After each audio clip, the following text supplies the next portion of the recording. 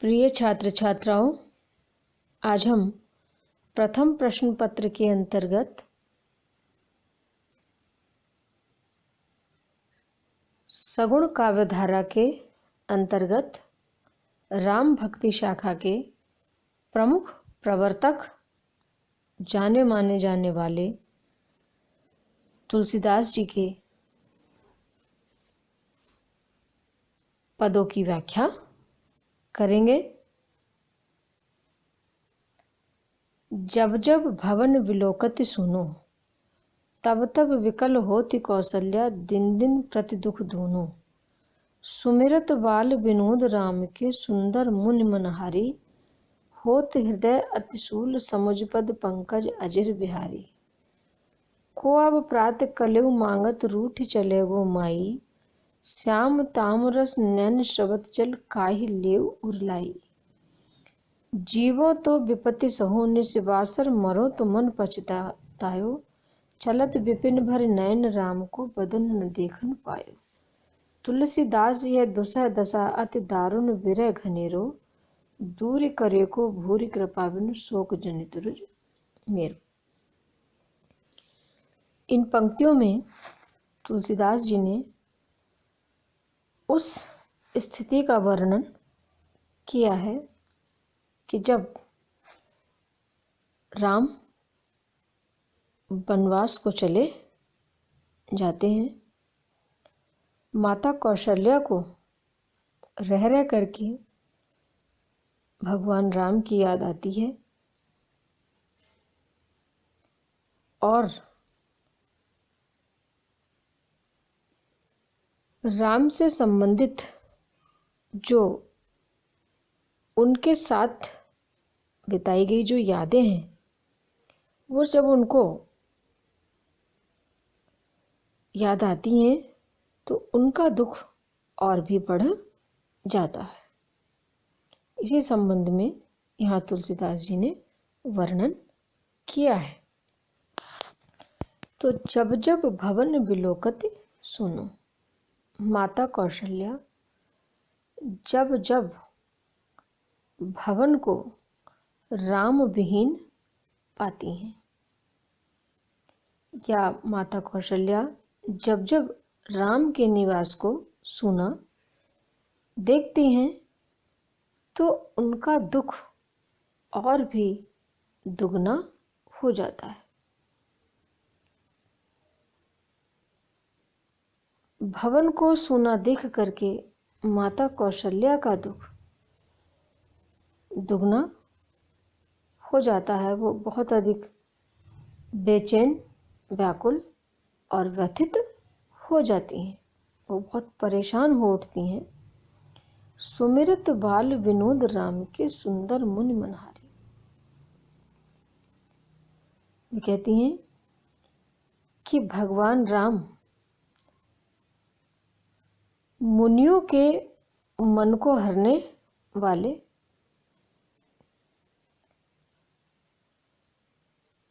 और राम की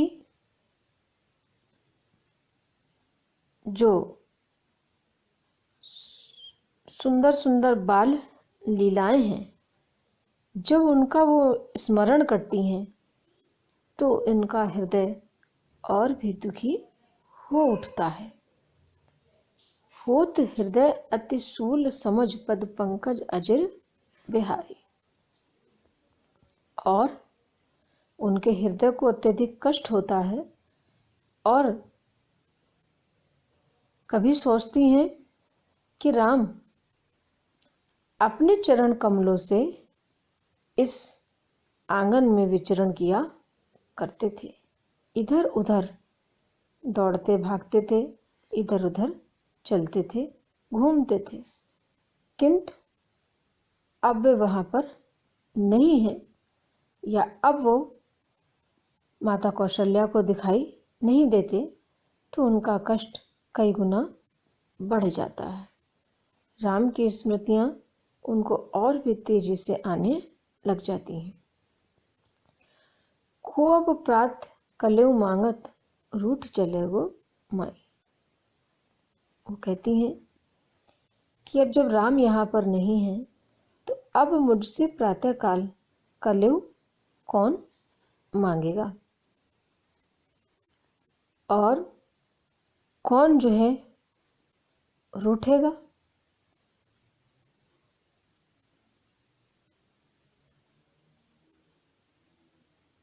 और जब वह कलेव मांगते हुए रो पड़ते थे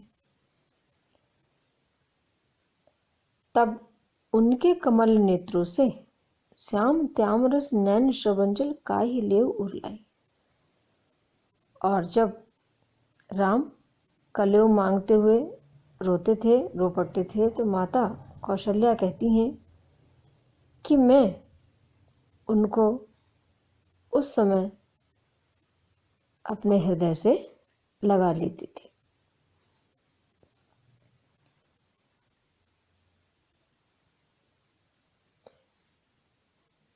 जीवो तो विपत्ति सहु निस्वासर मरो तो मन पछतायो।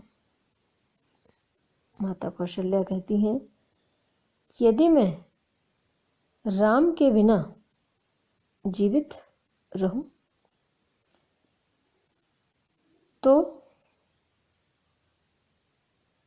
रात दिन कष्ट का अनुभव करूंगी,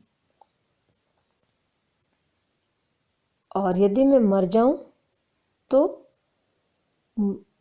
निस्वासर मरो तो मन पछताओ। यदि मैं मर जाऊं तो मन में यह पश्चाताप रहेगा कि मैं राम का दर्शन नहीं कर पाई। चलत विपिन भर नयन राम को बदन न देखन पाया। कहती हैं तो इस तरह ना तो मरने पर राम के पुनः मिलने की आशा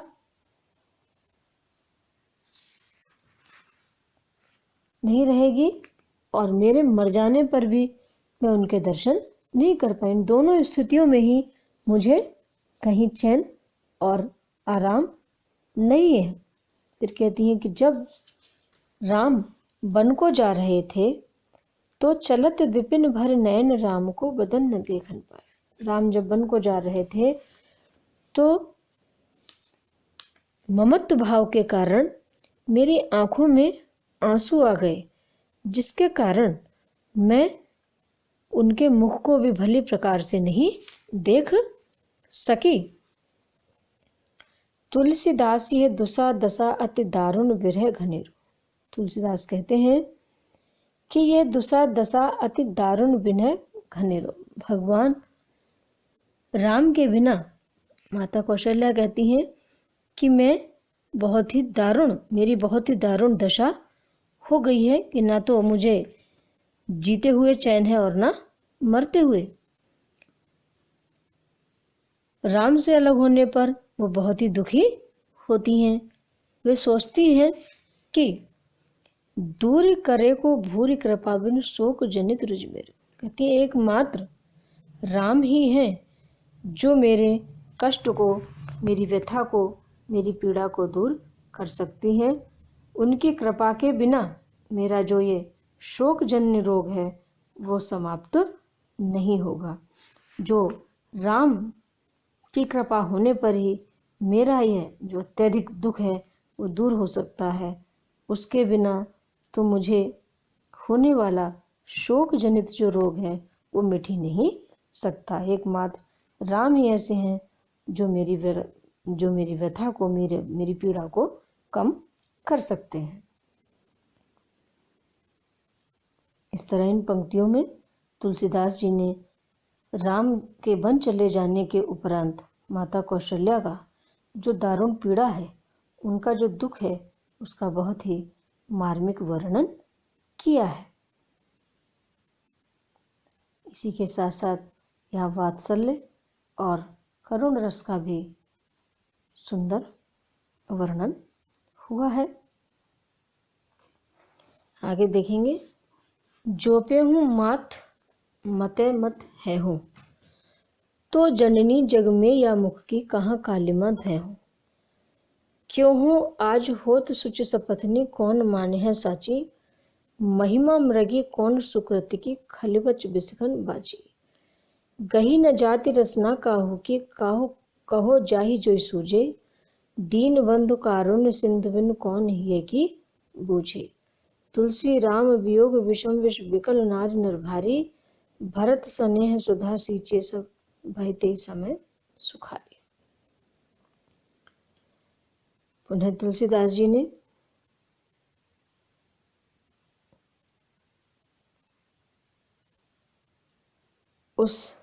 इन पंक्तियों में तुलसीदास जी ने उस समय का वर्णन किया है जब भरत ननिहाल से वापस आते हैं और राम के वनवास की बात उनको पता चलती है तो उन्हें बहुत ज़्यादा दुख होता है। ये पंक्तियाँ उनकी गीतावली से संकलित हैं।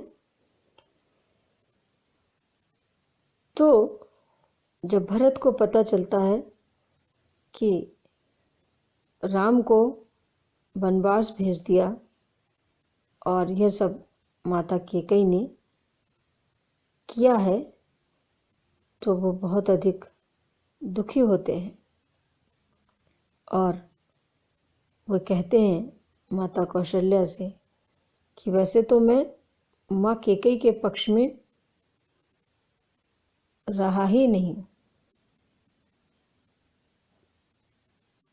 और माता कौशल्या से वो कहते हैं कि माँ मैं कैकेयी के पक्ष में रहा हूँ तो मेरे मुख पर जो यह कलंक लगा है इसे मैं कहीं भी दूर नहीं कर पाऊँगा। तो इन पंक्तियों में भरत के इसी दुख का वर्णन तुलसीदास ने किया है। जो पे हूँ मात मतय मैं हूँ। माता कौशल्या से कहते हैं भरत जी, हे माता, माँ कैकेयी ने राम को वनवास भेजा है, लेकिन इस मत में, उनके इस मत में मैं जरा सा भी शामिल नहीं हूँ। और यदि मेरी इसमें जरा सी भी राय रही हो या मैं माता के मत में जरा सा भी शामिल हूँ तो कहते हैं कि मेरे मुख पर जो कलंक लगा, मेरे मुख पर जो कालिमा लगेगी उसे मैं किसी भी प्रकार से धो नहीं पाऊंगा। तो जननी जग में या मुख की कहाँ कालिमा दूं। मैं अपने मुख पर लगे कालिमा को, कलंक को हटा नहीं सकता।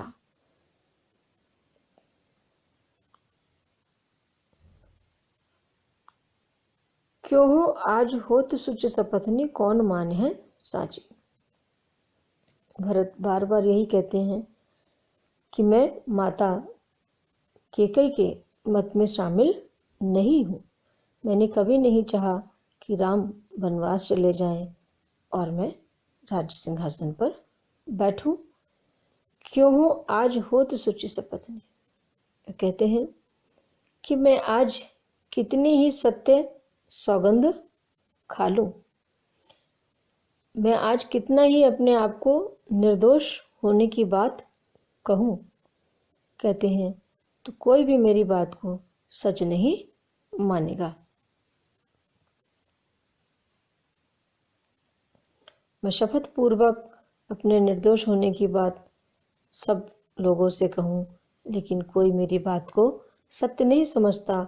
सब यही समझ रहे हैं कि मैं माता कैकेयी के मत में शामिल रहा हूँ। महिमा मृगी कौन सुकृत की, खलिबच बिस्खन बाजी। आगे भरत कहते हैं वैसे तो इस संसार में किस पुण्य आत्मा यानी भले कर्म करने वाले की महिमा रूपी मृगी दुष्टों के वचन रूपी बाणों से बच सकी है। तात्पर्य हुआ ये कि जो दुष्ट लोग हैं वो तो पुण्य आत्मा के या पुण्यात्मा व्यक्ति के भी यश को सहन नहीं कर पाते। वो तो उसमें भी उसके दोष ढूंढते हैं, वो तो उसे भी दोष ही देते हैं। गही न जाति रसना काहो कि कहो जाहि जो सूझे। आगे भरत कहते हैं कि सब अपनी अपनी बात कहने के लिए स्वतंत्र है। लोग मेरे लिए कोई कुछ कहता है, कोई कुछ कहता है, तो कहते हैं किसी की जिह्वा को पकड़ा नहीं जा सकता। जिसको जो अच्छा लग रहा है वो कह रहा है, जिसको जो बात अच्छी लगे वो कह रहा है। दीन बिंदु कारुण्य सिंधु बिन कौन ही की बूझे। कहते हैं दीनों के बंधु, कृपा के सागर भगवान राम के अतिरिक्त कोई भी मेरी हृदय की बात को या कोई वास्तविकता को नहीं समझ सकता। यानी कि भगवान राम उस वास्तविकता को जानते हैं कि मैं माता केकई के मत में जरा सा भी शामिल नहीं। तुलसीदास तुलसी राम वियोग विषम विकल नार नर भारे। तुलसीदास जी कहते हैं कि राम के वन चले जाने से, उनके वियोग रूपी जो तीखे विष से सभी नर और नारी, सभी अयोध्यावासी अत्यंत दुखी हो रहे हैं।